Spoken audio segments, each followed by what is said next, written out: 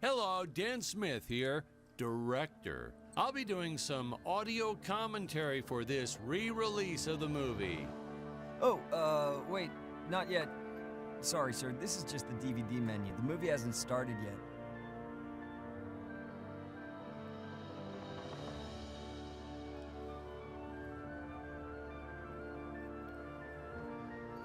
Welcome everybody, Zero here. Welcome to the channel, and here we go with the Deadly Tower of Monsters. This is going to be a little bit different of a playlist for me. I am going to have a no commentary playlist of this game because, as you can see, Dan Smith, the director of the Deadly Tower of Monsters, really has a lot to say about the playthrough. This is a pretty fun game. It has been out on Steam for about a year. It is now on the PlayStation 4. If you got PlayStation Plus, it is free this month. If you don't have time to play it, definitely download it or just queue it into your library, because this is a game that you will be very happy that you got, and unbelievable for free. So with that being said, let's start this playlist. Once again, no commentary playlist, the first of this kind on my channel. I will see you guys on the other side. Well, I and see enjoy you the dug show. up the original movie poster. Oh boy, that takes me back. All right, we're going to start the commentary track now.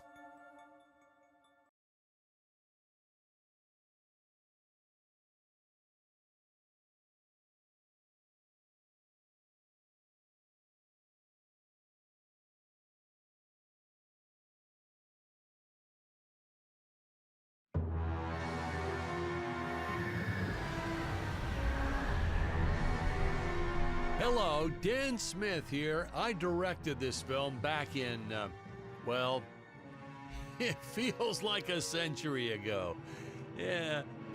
The studio asked me to provide a commentary track for the DVD release. And wham! Straight into the action. No fluff or anything. That's what we did back then. Crash-landed ship. Out pops our hero, the fearless Dick Starspeed.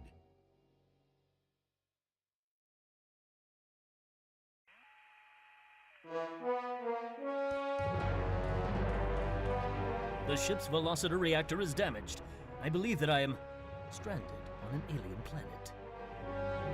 Played, of course, by actor Jonathan Digby. Went on to some minor roles after this. Such a shame. I thought from day one this guy's got leading man written all over his face.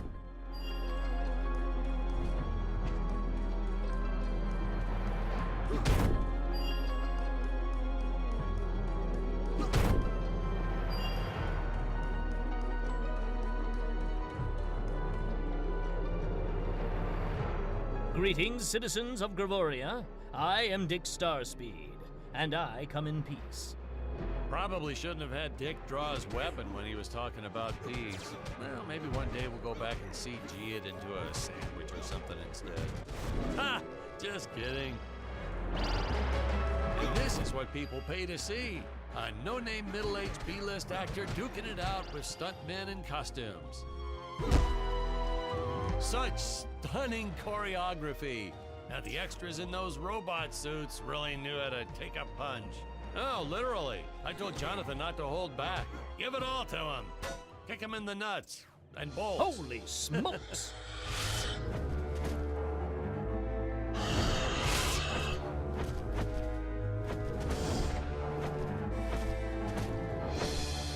If I land squarely on that grain silo, I should survive this fall unscathed. I shouldn't say this now, but you could actually see the strings if you squinted hard enough.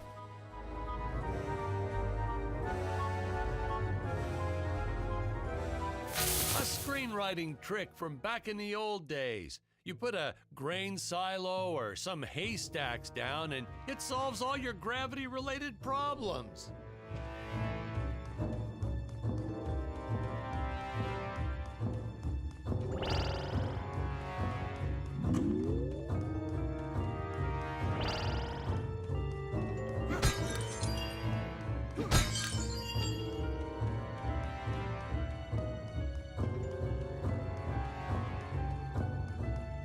appears some of my equipment was lost when my ship was shot down. But what luck! This high-tech scanner reports that my ray gun is nearby.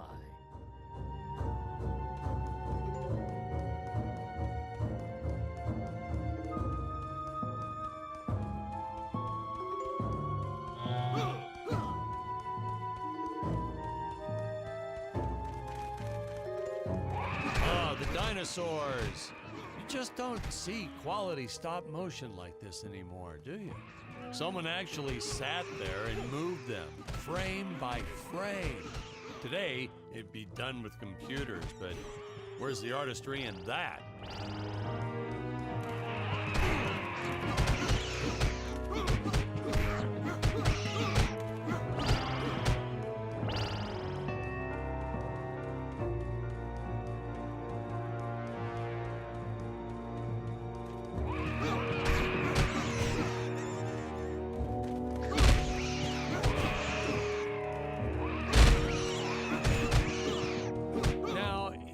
The trees here look a little plastic. Well, it's because they are.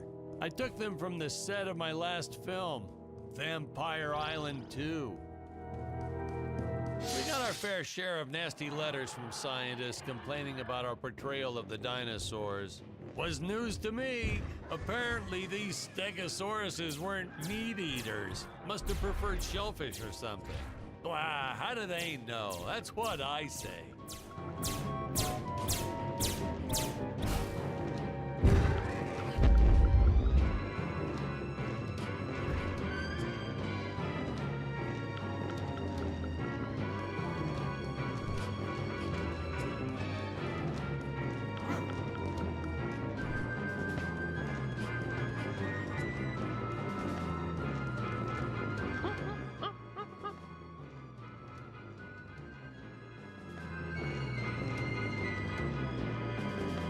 As usual, the local population is defenseless. That's where our hero steps in and saves the day.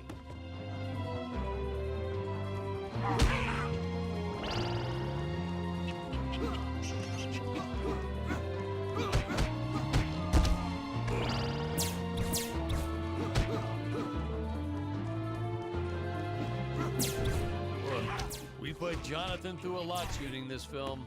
He wasn't the best actor, especially when reacting to getting hit. He's what you call a flincher. So I told the stuntman to really just go to town on him. It's the only way to get an honest performance sometimes.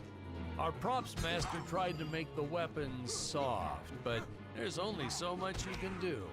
Lucky for us, Dick's entire body was covered in that spacesuit. That thing was a lifesaver when it came to hiding bruises. How curious. They dissolved into what appears to be gold.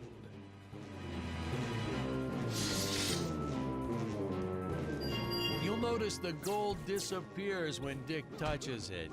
We had a deleted scene that explained he's actually teleporting it back to his ship.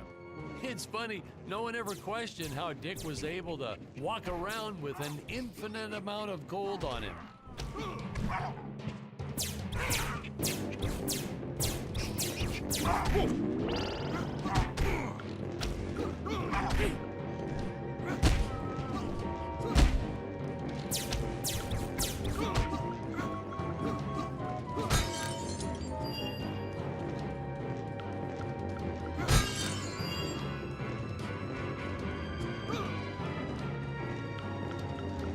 We had to redo these shots.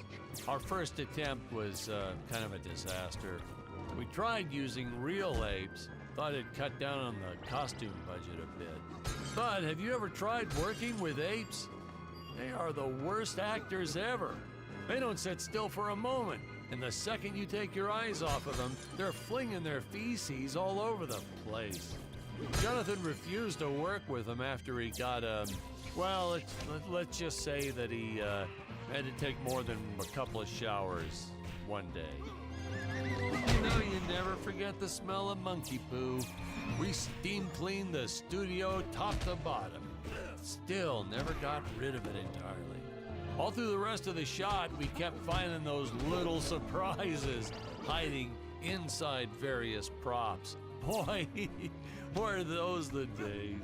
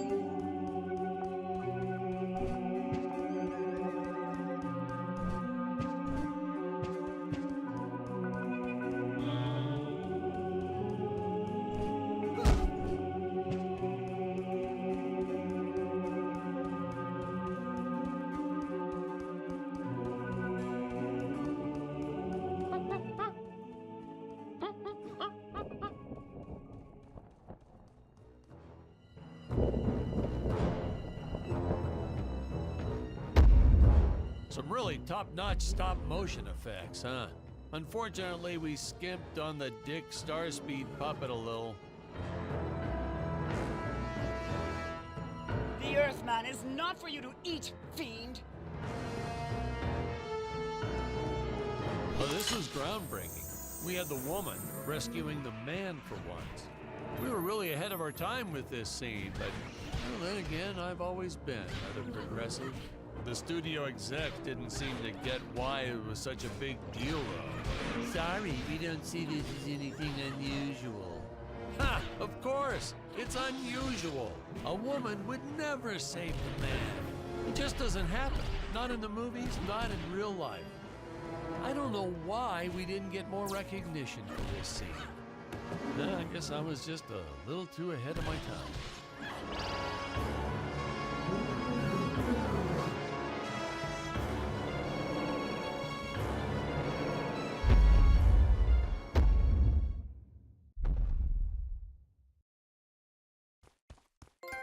Thank you for saving me, strange woman. What is your name? I am the magnificent Scarlet Nova.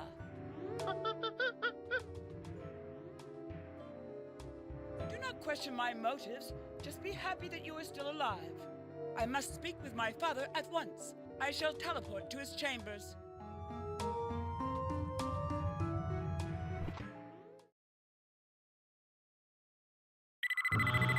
Huh? Where is this place? This is not my father's chambers. You have disobeyed me for the final time, Scarlet. Enjoy an eternity in the Tower of Eternal Solitude. For all eternity! The old fool did not notice I am wearing my jetpack. Booster usage. Jump. Wait. Wait. Use booster. Survive deadly fall.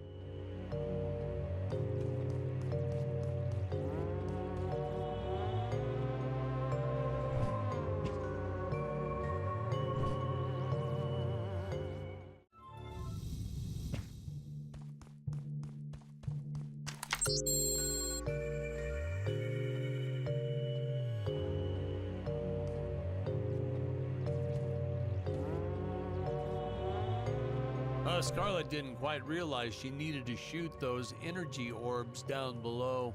Keep in mind, Stacy was doing this on a soundstage, okay?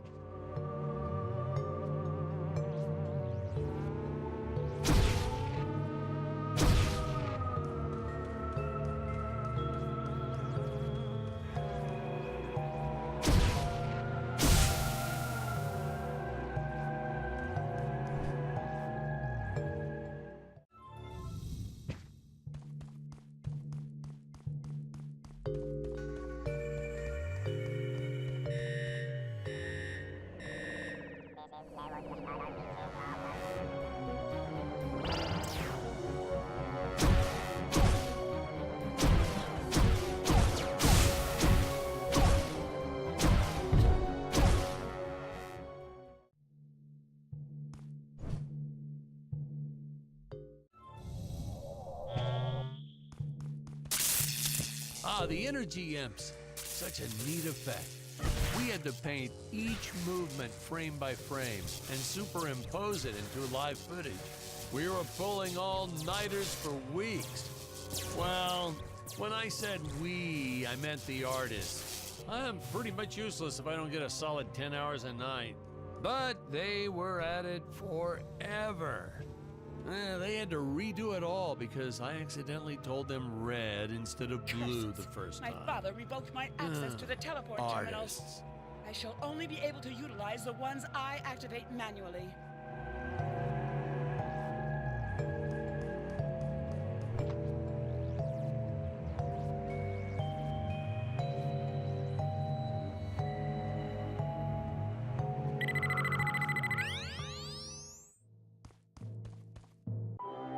Ah, I knew you would return.